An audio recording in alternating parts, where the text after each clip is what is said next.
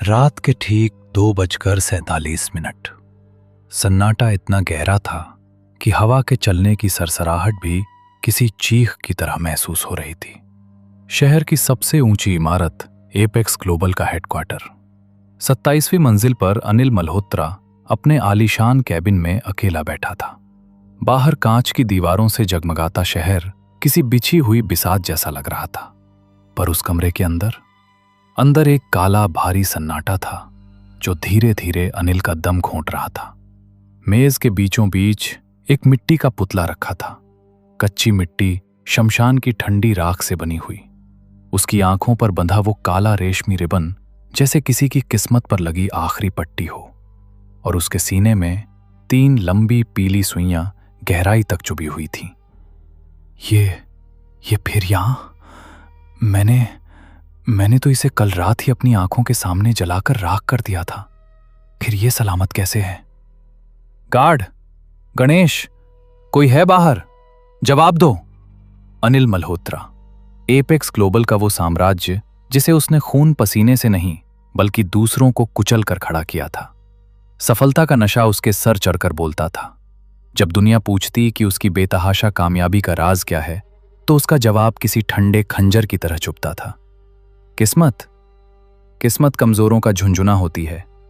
मेरी मेहनत, मेरा शातिर दिमाग और मेरा ये फौलादी इरादा, यही मेरी सक्सेस का असली फॉर्मूला है। एपेक्स ग्लोबल सिर्फ एक कंपनी नहीं, मेरा किला है, और जो मेरे इस किले की तरफ नजर उठाएगा वो मिट्टी में मिला दिया जाएगा। पर पिछले कुछ महीनों से अनिल का ये घमंड टूटने लगा था।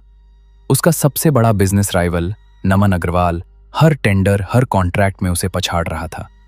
अनिल की रातों की नींद उड़ चुकी थी। नफरत जब हदों को पार कर जाए तो इंसान रूह का सौदा करने से भी नहीं हिचकता। नमन को हर प्रोजेक्ट कैसे मिल रहा है? वो मेरी नसों में जहर घोल रहा है। अगर मैं उसे सीधे रास्ते से नहीं हरा सकता तो मैं उसे उस नरक में धकेल दूंगा जहां से मौत भी उसे वापस नहीं ला पाएगी। गणेश, गाड़ी निकालो। उसी रात अनिल अपने ड्राइवर गणेश के साथ शहर की चमक धमक को पीछे छोड़कर उस पुराने शमशान पहुंचा। धुंध इतनी घनी थी कि हाथ को हाथ नहीं सूझ रहा था। हवा में जली हुई चिताओं की कड़वी गंध घुली थी।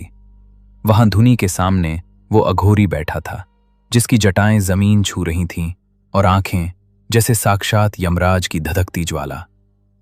शमशान की राख और मिट्टी का खेल, बदला चाहिए ना? ऐसा बदला जो रूह को कंपा दे। पर याद रखना सेठ, ये नजर ज़ेर का उतारा है। ये तुम्हें डराएगा, ये तुम्हें सताएगा, लेकिन अगर तू डरा तो ये काली विद्या पलटकर तुझे ही लील जाएगी। फिर तेरा काल भी तुझे नहीं बचा पाएगा। मुझे मंजूर है बाबा, मुझे बस उसकी तबाही देखनी है, चाहे जो हो जाए। अनिल मल्होत्रा डरने वालों में से नहीं है। जादू ने अपना असर दिखाया। रातों रात पासा पलट गया। नमन अग्रवाल की दुनिया ताश के पत्तों की तरह ढहने लगी। उसके जहाज डूबे, उसकी गाड़ियों के भयानक एक्सीडेंट हुए और उसका हंसता खेलता परिवार सड़कों पर आ गया। अनिल अब बेताज बादशाह था। एपेक्स ग्लोबल की फाइलें अब सोने के भाव बिक रही थीं। पर जैसे जैसे नमन गिरता गया, अनिल के आलीशान ऑफिस में वो पुतला जिंदा होने लगा। वही मनहूस रात, ठीक 2:47। कमरे की लाइटें अचानक टिमटिमाते हुए बुझने लगीं। सन्नाटे में एक चरमराहट गूंजी।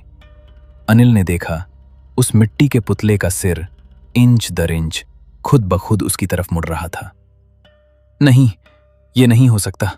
मेरी आंखों का धोखा है। ये महज एक बेजान खिलौना है। मैं नहीं डर रहा। बाबा ने कहा था मत डरना।